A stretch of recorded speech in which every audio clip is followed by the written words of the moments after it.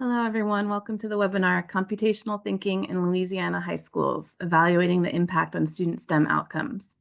I'm going to give people a few more seconds to join, and then we can get started.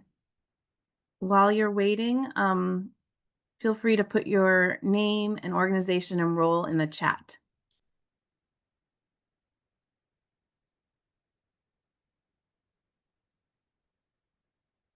We have more people joining, so we're going to give everyone a little bit of time.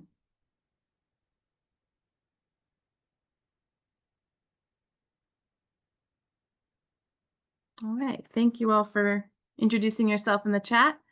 My name is Michelle Hodera. I'm a Director of Research and Evaluation at Education Northwest. Education Northwest is a nonprofit, nonpartisan professional services organization. One of the things we do is conduct rigorous education research and evaluation, including evaluations of federally funded educational interventions. The educational intervention we're going to be talking about today, the Introduction to Computational Thinking course, is a federally funded intervention with an impact evaluation that we at Education Northwest led. So as you're joining, please introduce yourself in the chat with your name, organization, and role, and we'll get started here.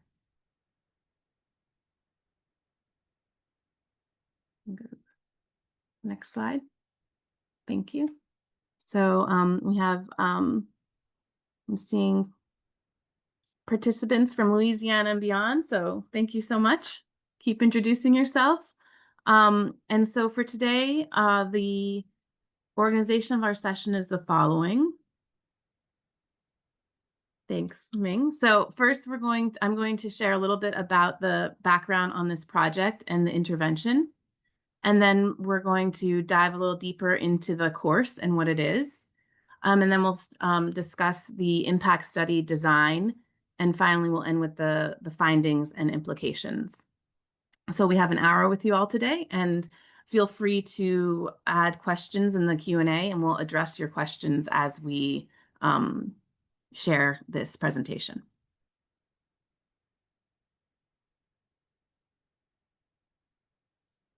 All right, so we'll begin with the project and intervention background. So Louisiana State University received a federal Education Innovation and Research Early Phase Grant to develop, implement, and evaluate the Introduction to Computational Thinking intervention. So if you're not familiar, the EIR is a grant program, and they have different phases: early phase, mid phase, expansion phase. And so we all worked on an early phase grant around this educational intervention, ICT. Education Northwest, where Ming and I are, led an independent evaluation of Introduction to Computational Thinking that included both an impact and implementation study. Both of these reports are publicly available online, and I'll share those links with you at the end of this webinar. So here's our project team. Dr. Juana Moreno is the project director and based at Louisiana State University. I am Michelle Hodera. I was the lead evaluator, and as noted, I'm a researcher and evaluator at Education Northwest. And after I speak about this project background, I'll hand it over to Fernando and Amber, who will talk about the ICT course, who have been behind the development and implementation of ICT. And then Ming, who is on the evaluation team and led much of the data analysis, will talk about the evaluation design. And I'll conclude with our findings and implications. All right, so to get started, what does prior research tell us about computational thinking? And so there are a couple of meta-analyses that we drew on to learn more about computational thinking and what past research said. And so what this body of work tells us is that computational thinking skills include programming, coding, and foundational problem solving.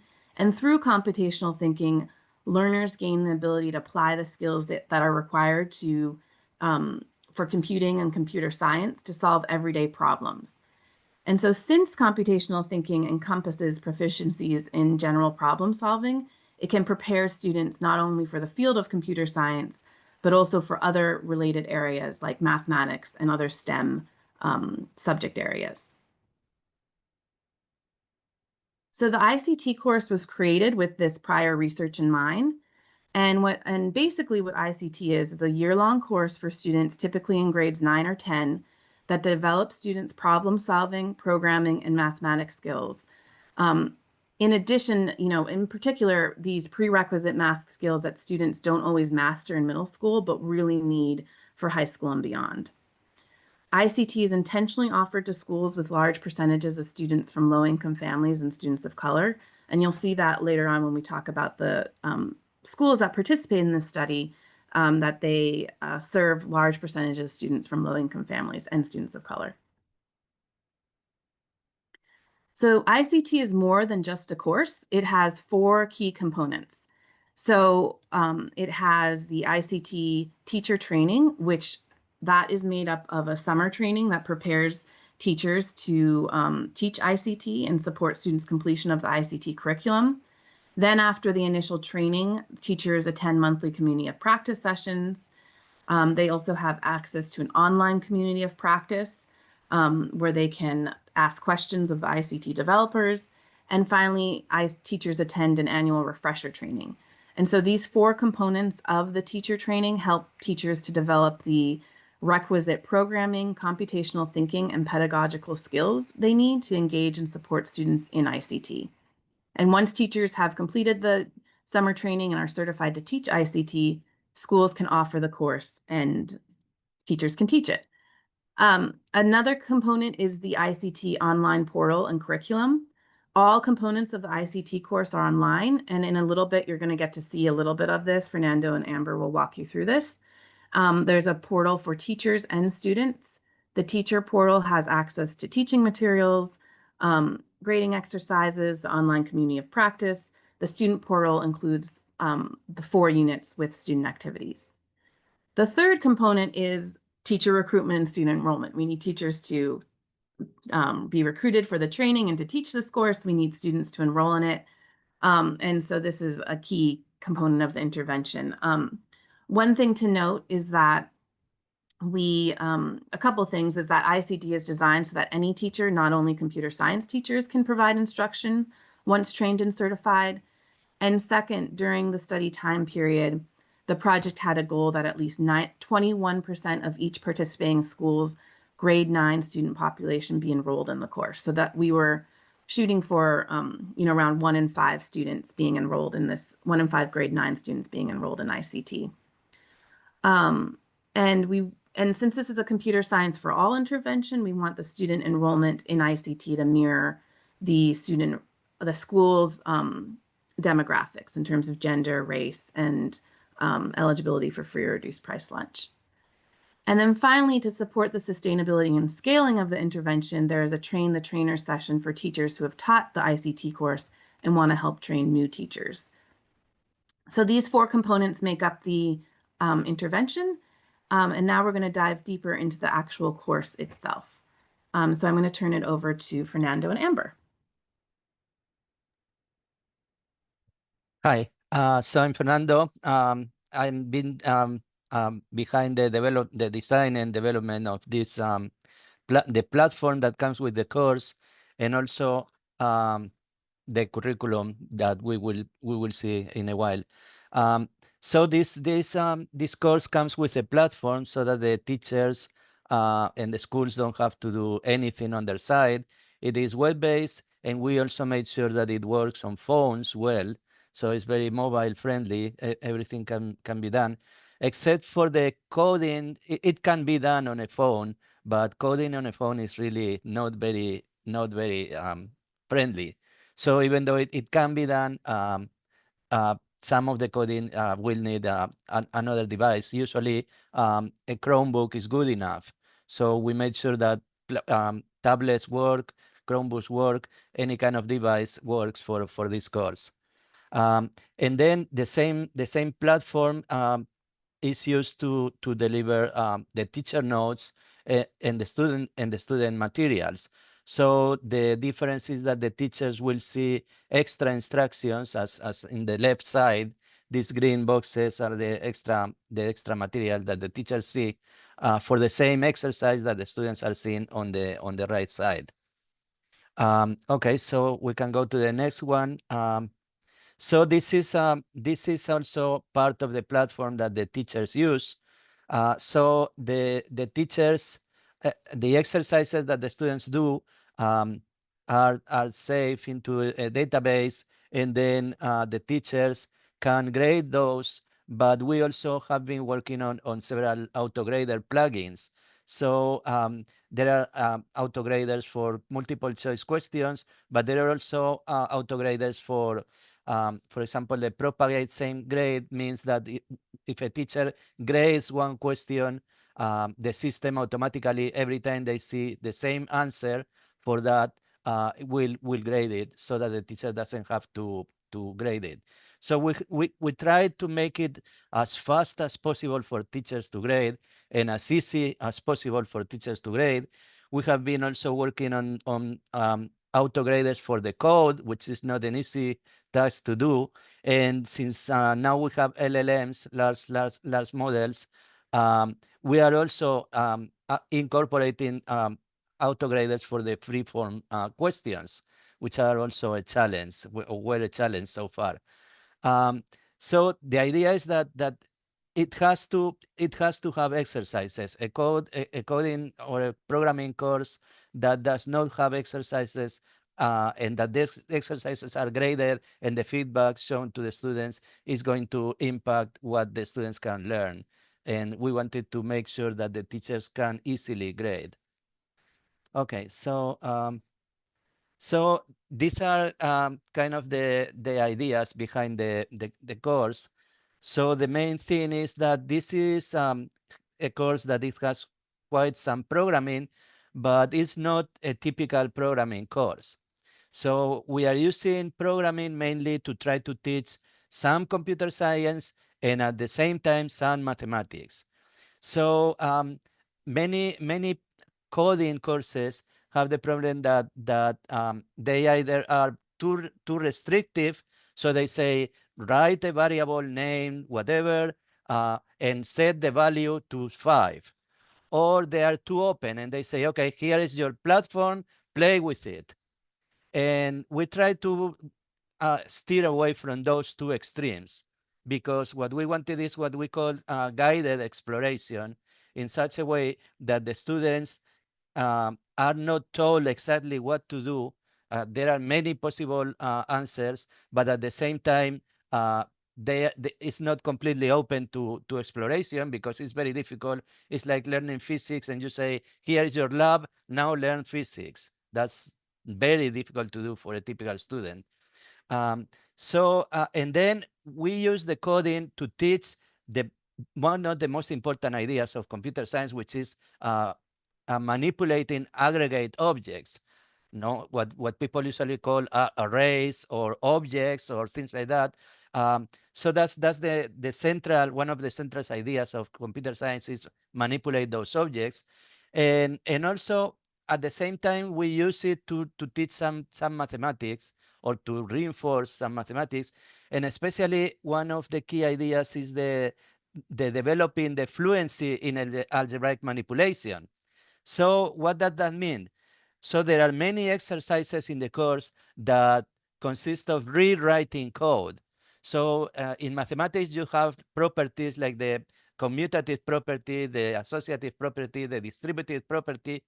Well, surprisingly, in code, you also have similar properties. And in particular, we have something very similar to the distributed property that we use to simplify code and build the analogy with the mathematics, but at the same time, treat code itself as an algebraic manipulation so that the students practice algebra in a context that is very different from the typical algebra, but it's also symbolic manipulation and using properties. Um, so, um, so that way they can learn the basics of computer science at the same time that the basics of reinforce the basics of math. Okay, so in the next slide, we are going to see how this code that we use typically looks like.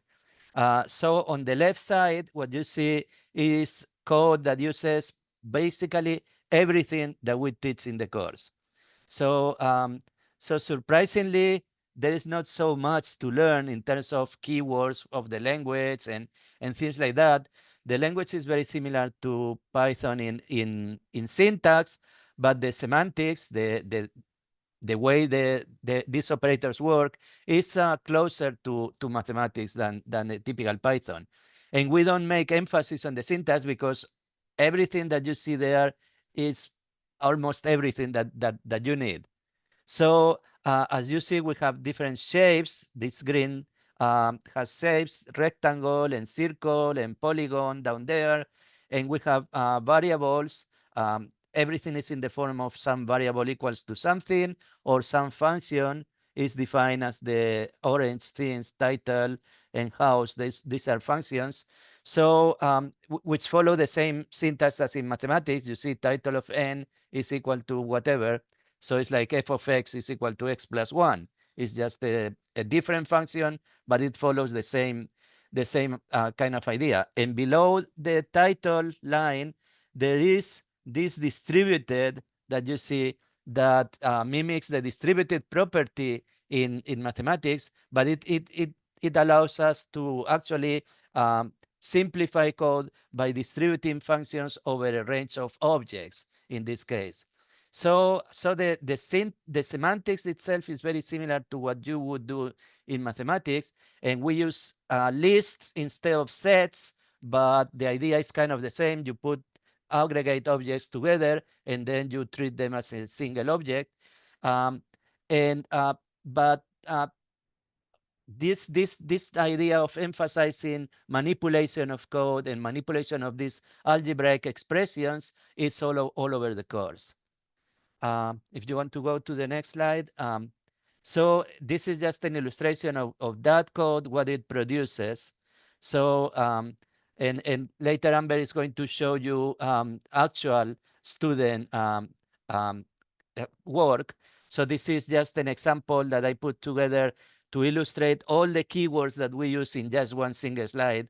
And I'm not very good at artistic design, so it just illustrates what it is. And you see that there is repetition, that there is abstraction, because we have different layers of windows. So there is a lot compacted into this code. And now I think Amber is going to show you a little more in detail what it is. Hey guys, Amber Jackson. I'm a project manager for BR Bytes. I help with designing, redesigning the curriculum to reflect the needs of teachers and students. I was a 10-year classroom teacher. I'm certified to teach computer science, mathematics, and gifted and talented. And it's my job now to also help train the teachers over the summer. We have a lot of teachers that are currently in our training in our chat today. So shout out to all of our brave teachers learning computer science this summer. So this class is a blend of problem-based learning and project-based learning, where we have exercises and projects. The exercises use problem-based learning to scaffold students through the different aspects of computational thinking to prepare them for their projects. So let's look at what one of our exercises might look like and how that will scaffold through our 4 main aspects of computational thinking. So our first main aspect of computational thinking is modeling. And so from a teacher perspective, what this looks like is we present an existing program and we say, we want to move the bird so that the bird just barely touches the edge of the screen. And so you model to the students how to model this thought process. So usually with drawings, best way to model it, when in doubt, doodle it out. So you show the students physically model the process that would translate the bird to the top. They're identifying here that the top layer, the top point is 3, and so they're figuring out how they would physically calculate that if they were doing it on their own. They break that down into single individual steps and they realize, okay, to be able to successfully do this, every single point of this bird has to move up 7 units. And so they do that, and that's our decomposition step. Next, they abstract it. What that means is they don't want to have to go through and add 7 every time. Because later we're going to be moving these all over the place, and they don't want to have to go through and change those numbers over and over and over again. So how can we write a function or create a process that will make this easier for us? And in that case, in this case, they are using a variable called up distance, and then writing a process that will calculate that distance so that they don't have to do the calculations. So the idea is we tell them they're cheating. They're creating a shortcut in the program to make it so that they don't have to do any math, because the computer is doing the math for them, when really they're doing the math. What they're not doing is the calculation. Go ahead. And so what they're able to do after they abstract it is produce multiple copies from their one abstraction. And that's an algorithm. They're able to produce an algorithm or 4 algorithms that will move what they want to where they want to without having to manually do it themselves. So this is an example of one of their exercises, one of the assignments we would do in class, usually using either pair programming or and pair ups and pair programming and intense code reviews. And after students kind of venture through these scaffolded exercises, you start to introduce their projects. These projects are opportunities for students to creatively express themselves while using the skills that they just learned. And they start simple. So this is what's called a one-line drawing in the art world. And it's when you just draw something using only one line. And we translated that into an exercise for the students in their coordinates unit. So really all they need to draw this cat is a list of points, a list of coordinates. And so they're developing that fluency in drawing. Really, they're developing fluency in the coordinate plane. Then this is also in our points, our coordinate planes unit, where they're trying to develop more fluency in the coordinate plane. We have our pointillism project, where they create art using only different size dots. And if it wasn't clear, these are all samples of real student work. So this is an actual student's work, which is why their names are Sharpied out. Continue. This is a project called the Polygonal Animals Project. This is where the art starts to become way more 3D. They're going to have to start using more advanced modeling techniques, actually making shapes instead of just points. And they have to layer those in a way that the result will look like an animal.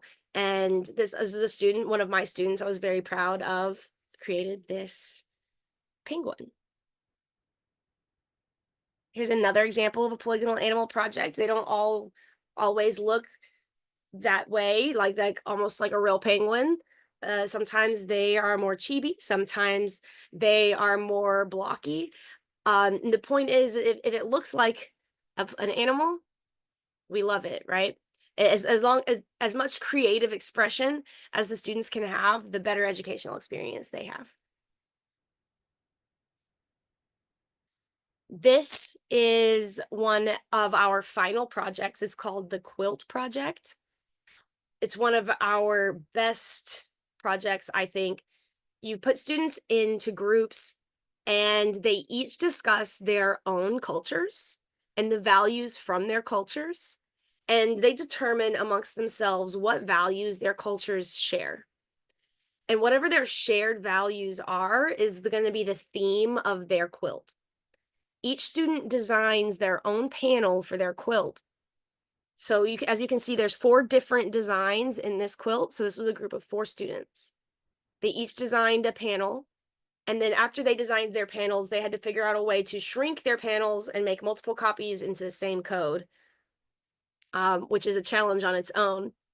But they were able to knit together this tapestry of all of their collective cultures. And last but not least, we have our company logos project, in which students get to invent their own future company that they would like to start, or their own products that they would like to produce. And they make a logo for that company. And a way that me and a lot of the other teachers liked to pitch this was Shark Tank, where they had to create a Shark Tank slideshow with their logos on it, and they had to pitch it to their classmates or the administrators or whoever I could pull to act as judges. And so this is how we transition from problem-based learning to project-based learning. And we are able to teach programming and problem solving and computational thinking in a way where students are actually just creatively expressing themselves.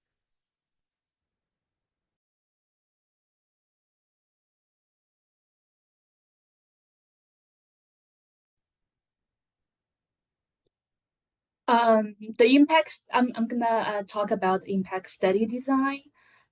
So the impact study is guided by 4 confirmatory research questions examining the impact of enrolling in ICT on students' math and computer science achievement. So specifically, we ask, what is the effect of enrolling in ICT on students' algebra and geometry achievement on state assessments? Likelihood of earning high school credit in Algebra 2 or higher math courses, and likelihood of earning high school credit in college level math and computer science courses compared to those students who did not enroll in ICT. So the impact study included high-need high schools defined by the percentage of students eligible for free or reduced price lunch. The school systems in the analysis included the East Baton Rouge Parish School System and throughout both urban and rural regions of Louisiana. And LSU has led the recruitment of participating parishes. So in total, the impact study included 25 high schools across 12 school systems in Louisiana, 40% of which were rural schools. And among those schools, grade 9 enrollment varied between 42 to 338 students. And on average, 92% of students were economically disadvantaged, and 77% of students were students of color. And this is the list of all the schools that we have included for the analysis.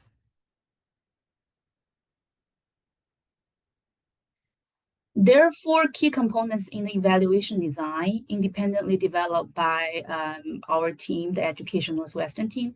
So this study employed within school student level quasi-experimental design.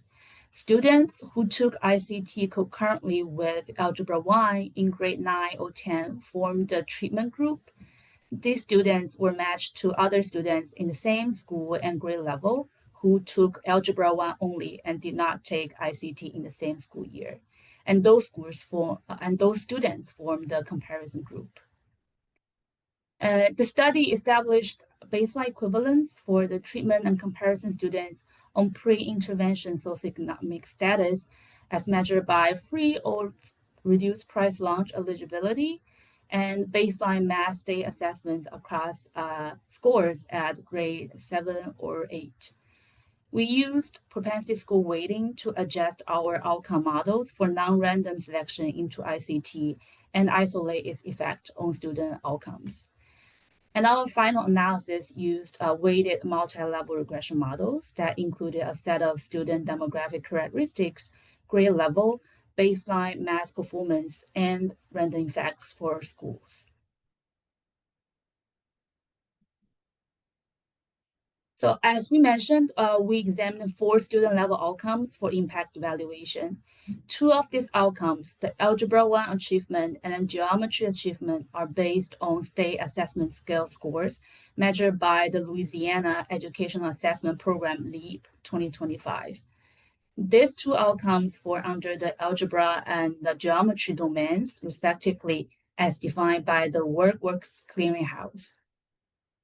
The outcome measure of earning credit in Algebra 2 or higher math courses is an indicator used to assess students' continuing algebra achievement and progression. And this outcome falls under the progression in pre-K to 12 education domain in WorkWorks Clearinghouse. The fourth outcome, earning credit in a college level math or computer science course, checks whether students have successfully completed and earned academic credit for courses such as AP or dual enrollment math or AP computer science courses. Only students at schools where those courses are offered were included in the analysis. And this outcome falls under the college readiness domain in WorkWorks Clearinghouse. And for the evaluation, we've received student data covering the 2020 school year 2021 through school year 23-24. Because the LEAP Algebra 1 assessment is administered at the end of the year in which a student takes Algebra 1, the analytical sample for this outcome includes students from all 4 years in the treatment and comparison groups. Geometry achievement and earning credit in Algebra 2 or higher math courses typically all take place at least 1 year after Algebra 1. So the sample for these outcomes includes students who were in the school year 2021, 21-22, and 22-23. And finally, the earning credit in college level math or computer science usually takes place at least 2 years after algebra enrollment.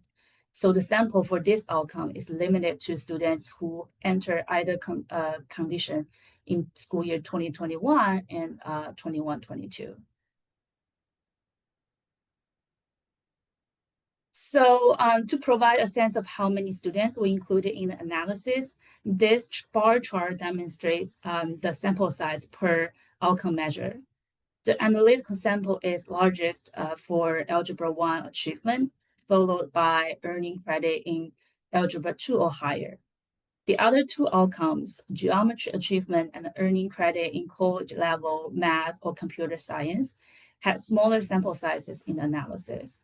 And across 4 outcomes, there are more students in the comparison group than in the treatment group.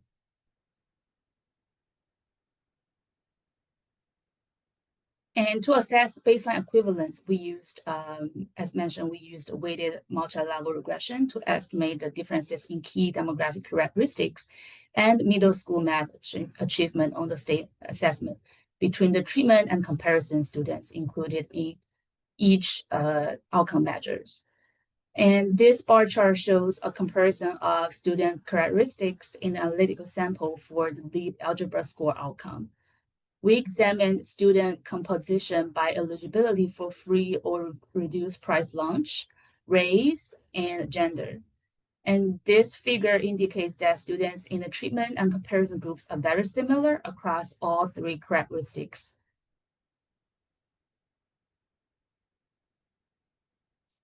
And the next chart displays the weighted average baseline middle school math achievement for the treatment and comparison groups by each outcome. Since LEAP tests were canceled due to COVID in spring 2020, grade A scores are therefore not available for some 2021 and 21-22 students. So for those, we use their grade 7 LEAP math test scores instead. And this figure shows the students in treatment and comparison groups have similar baseline math performance levels. All of these scores for in the approaching basic achievement level for middle school math.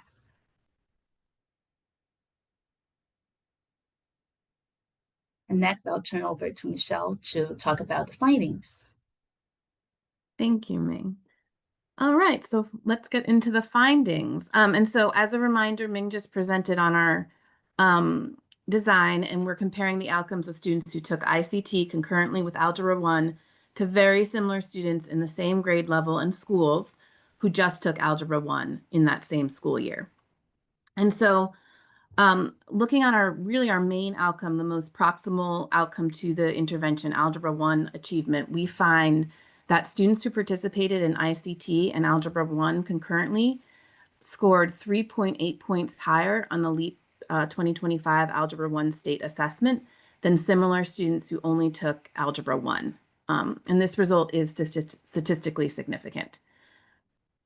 We also find a positive finding for the outcome of likelihood of earning credit in Algebra 2 or higher. So students who enrolled in ICT were 10 percentage points more likely to earn credit in Algebra 2 or higher math courses than similar students in those same schools who did not enroll in ICT. This finding is also statistically significant. So we find ICT had a positive impact on students' Algebra 1 achievement in grade 9 or 10, and then in their later years in high school, those ICT students were more likely to enroll in and pass Algebra 2 or our higher math course. For this outcome of Algebra 2 or higher, most of these students were enrolling in and passing Algebra 2, but there are a small number of students who were in higher level math courses as well. For the other two outcomes, we don't find they're positive, but we don't find statistically significant results. And so specifically, we find that students who participate in ICT and Algebra 1 concurrently scored 2.4 points higher on the LEAP 2025 Geometry State Assessment than those who only took Algebra 1, but that finding is not statistically significant, so we can't be confident in its the exact difference in scores on the Geometry State Assessment. And then we also find that students who participated in ICT and Algebra 1 concurrently were slightly more likely to earn credit in college level math or computer science courses. But again, the finding wasn't statistically significant. And so focusing on the two findings that are statistically significant, so those were scores on the Algebra 1 state assessment at the end of the ICT year, grade 9 or 10, and the other one of likelihood of earning credit in Algebra 2 or higher. We looked at these results by race, student race, ethnicity, and we find that there is a little bit of difference in the extent to which ICT impacts students. So first, ICT helped improve Algebra 1 test score achievement for students who identify as Asian, white, and Latino, Latina or Latinx students more than Black students. So you can see here in this figure, students who took, we'll look at Asian students. So students who took ICT concurrently with Algebra 1 scored a 750 on average on the Algebra 1 test, and students who did not take ICT who identified as Asian scored a 732. And so that was, a fairly large difference in Algebra 1 achievement at the end of that year. For students who identify as Black, the difference in test scores was smaller, with the treatment students earning on average 724 and comparison students 723. And so we see that there is some variation in the impact of ICT based on students' identity. Similarly, we looked at this for earning credit in Algebra 2 or higher, and we see that ICT had a stronger effect on earning credit in Algebra 2 or above for Asian students compared to other student groups. It's positive for every single student group, but the difference between treatment and comparison is largest for students who identify as Asian. And so specifically, we can look at this for students who identify as Black. So students who took ICT concurrent with Algebra 1, 52% were earned credit in Algebra 2 or higher compared to students who just took Algebra 1 and were Black. 43% earned credit in Algebra 2 or higher. So we have 3 next steps based on the findings of this evaluation.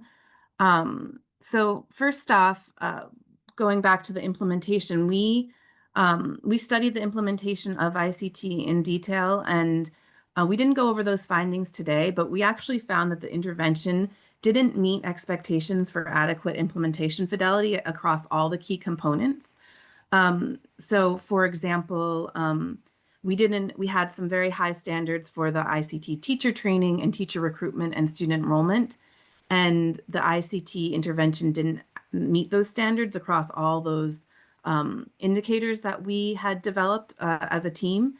But despite that, the intervention still had positive impacts, suggesting that our implementation fidelity standards may have been set higher than necessary to achieve a positive impact.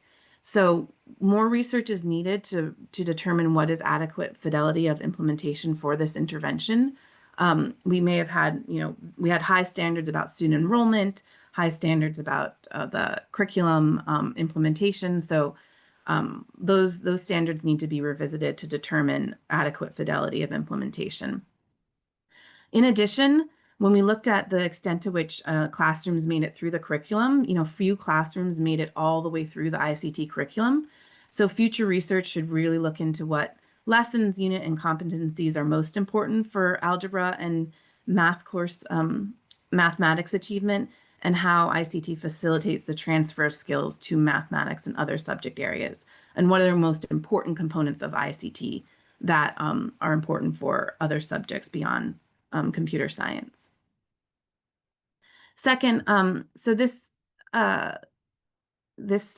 intervention was implemented in more than 24 high-need schools where the majority of students were from low-income families. And so the intervention had a really positive reach across Louisiana high-need schools.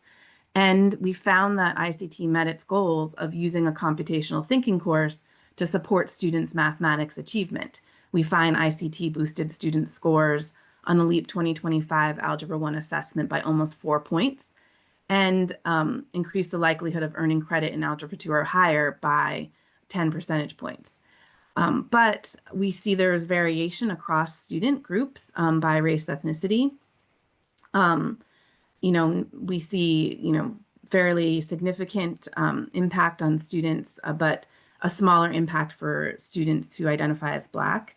And this is significant since about 2/3 of study participants were Black students. So I think we need to look more into how the impact of ICT and how we can make sure it benefits all students equally. And that would require, further research and looking more deeply into how ICT is implemented in the classroom. And finally, looking at these positive impacts, we believe this evaluation supports further scaling research and evaluation of ICT, and this can really only be done in partnership with schools, teachers, district leaders, and other important stakeholders. And so we hope that this provides some motivation to continue the research on this important computer science intervention. So I'm going to put in the chat some links for you all that you can use to look at more information about the study. So we have a full report, and then we have the BR Bytes website as well. So that's not like it's coming up.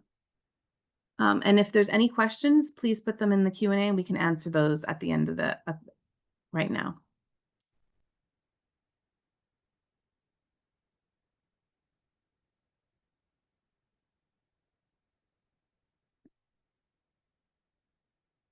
So there's the report, and let me get you BR Bytes.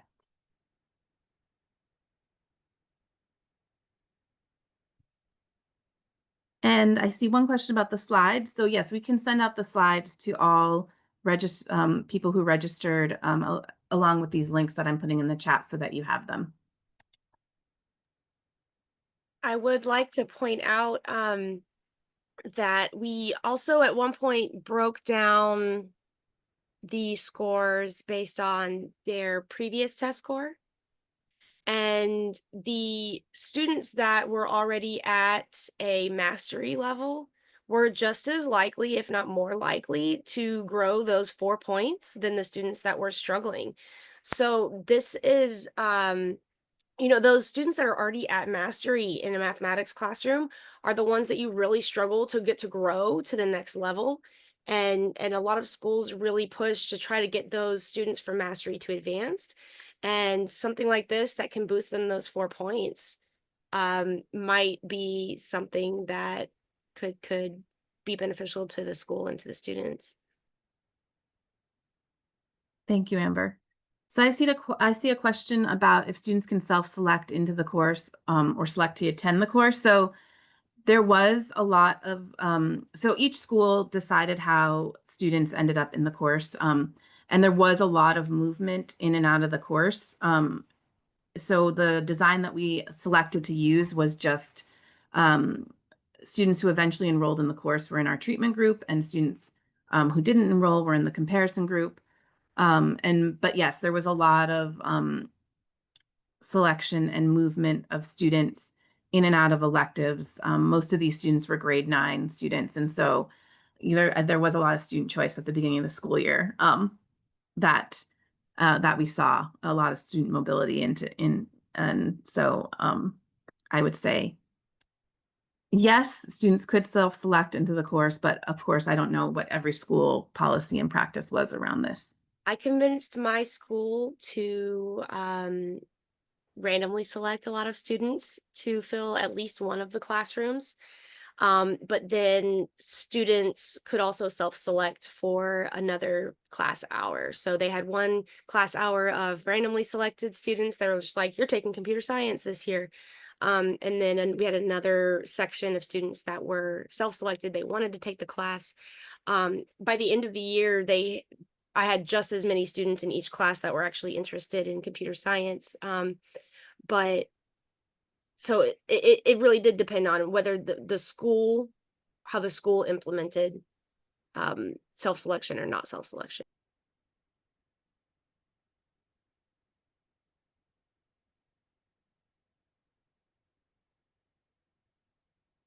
Any other questions?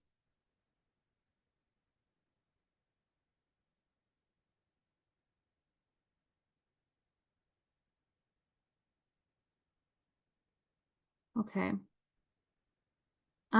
So we have a comment that says, congratulations on the data being positive and showing growth for students. Thank you very much.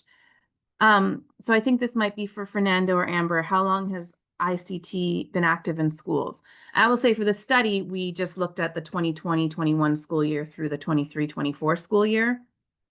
Fernando, was there implementation before? I know there was some piloting before 2020-21, but do you want to speak to that? Yes, there was some there were like a couple of years before the study where we had like a few schools, 3 or 4 schools, where we were doing it. But the big jump was when the study started.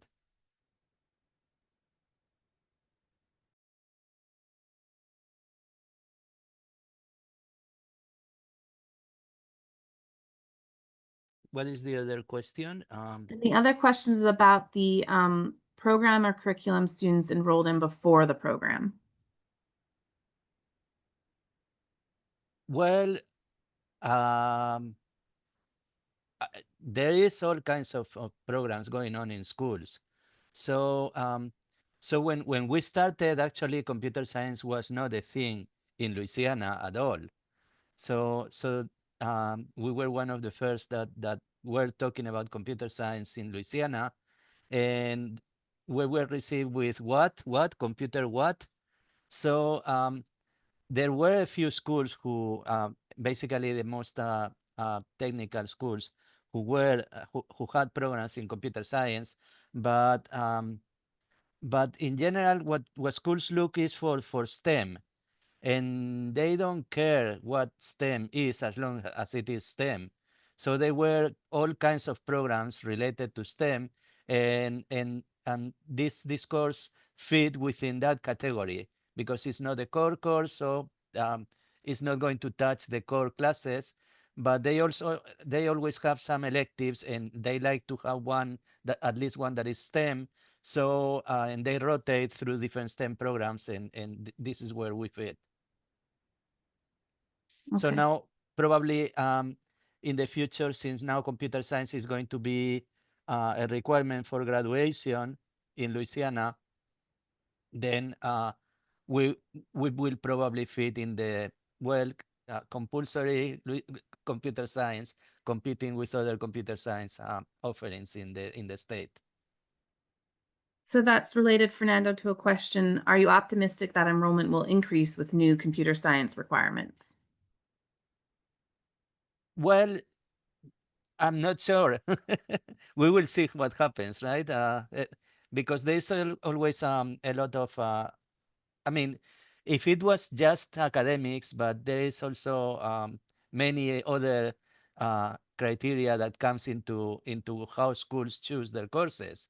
So from the academic point of view, I think this would be great. both for computer science and for reinforcing math. But I don't know. It's very difficult to predict what's going to happen. And then we have a question about were the teachers paid to teach the course, and can you speak to how the teachers were selected? So the teachers were not paid to teach the course. They were paid to undergo the summer training and the community of practice. And how they were selected? Well, the we mainly contacted the schools, and the schools kind of decided who was going to be their teacher. So in many cases, it was a decision made by the school, and I don't know exactly how the school decided who was coming. What I can say is that we had all kinds of backgrounds in the teachers. We had coaches, we had English teachers, we had chemistry teachers, we had biology teachers, we had math teachers. What we didn't have many is computer science teachers. And probably that's because there was nobody in computer science in Louisiana, or almost nobody. There were a few, but not many.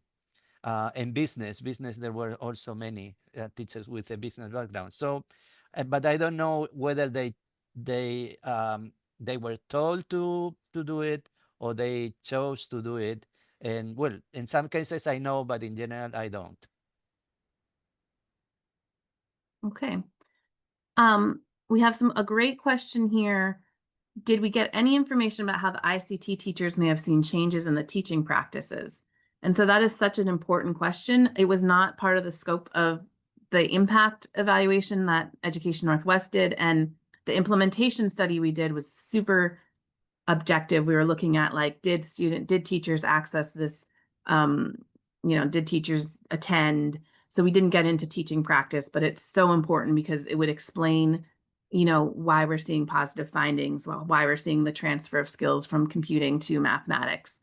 Amber, do you want to speak to this? Yeah, informally, throughout our communities of practice, throughout each school year, we would follow up with the teachers once a month for the entire first year of them teaching ICT. And I think that some of the biggest feedbacks that we got about how it was affecting their classroom pedagogy was with the leading questions and really letting students struggle and being able to get out of the mindset of I have to rescue them and from struggling and we don't want them to give up, right? It's finding that balance between pushing them and letting them explore on their own and figure things out on their own, and then how you guide them when they do need help without giving them answers was one of the biggest things they say they brought into a lot of their other classes. Thank you. Yeah, let me so- add one thing about Go that, ahead. because I'm talking mainly from what I saw in the trainings, because I didn't follow much in the schools, but I saw a change in the trainings. So at the beginning, when mainly math teachers started, they wanted to have the answer. When they left, they wanted to have an answer. So I think it was a positive change also for math teachers, the way they see instruction, because they were exposed to an area where there is no single answer, but many answers, and I think that opened the possibilities for some. Yeah, I think the next wave of research on ICT should really dig into teaching practice and how you're transferring computing to math and other STEM areas. So we have a question about the percentage of how many students took the course during the study versus total number of students at the school. Yes, we did track that because that was an implementation fidelity indicator. We were trying to see if the grade 9 enrollment met in ICT was 20% of the grade 9 students, and a lot of schools didn't meet that 20% threshold. So we do have that data. I don't have it in the back of my head right now, but we were tracking that very, very, very closely because we were trying to meet that 20%, 21% enrollment threshold. And then we did look at the impact results by locale. We ended up not reporting on it because we only had one school that was suburban and we didn't want to report any results by school locale. But Ming's looking them up now to see if we can answer this live about how rural students did compared to urban students. And if she gets that, she can share.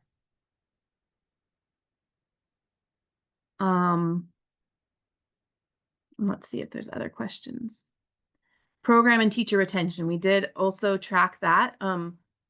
And that is actually reported in the impact report. There was some challenges with teacher retention year to year. This was implemented at the height of the pandemic. And so dealing with that and then, you know, repercussions of that moving forward, there was a lot of challenges with year-to-year teacher retention. But there weren't challenges with getting schools involved in it. So we continued to have kind of momentum in terms of the number of schools that continued to be involved, but it was like new schools that came on board. But year-to-year teacher retention was a challenge. So let We me add trained something. many a replacement. Yes. Yeah, so let me add something about that because many teachers left the profession. So it's not on, and I know for a fact. So I know that it's not that they stopped teaching this course, they stopped teaching. That's it. Yes. Yeah, it was a system national wide kind of contextual factor that we were dealing with. And that was another implementation fidelity standard we were trying to meet that was difficult to meet.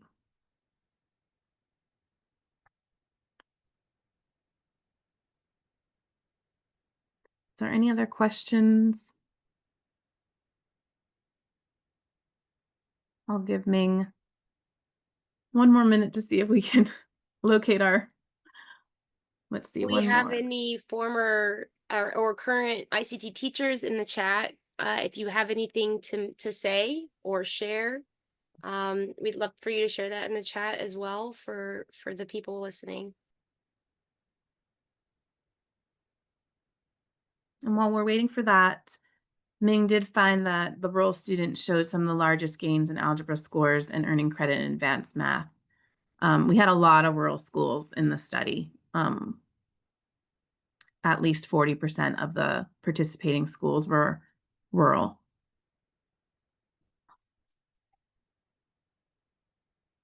And David says that he loves teaching the class and it's creative and forces the kids to think. Well, thank you. And Noelia says my school just implemented it and then discontinued the program.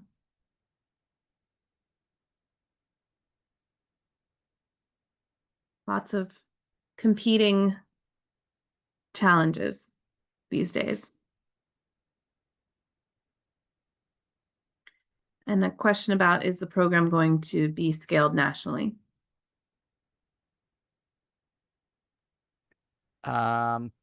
Yes. That's all I can say right now. Okay, well, we advocate for continued research and evaluation as it scales to support improvement and you know, and also to kind of identify and share the teaching practices so that they can be implemented across the country and support both computer science and mathematics and STEM achievement. So with that, I think we're going to conclude. Thank you so much for participating and asking all those great questions. Thank you to our presenters. I'll be in touch with if you registered with the materials, and have a wonderful day. Thank you.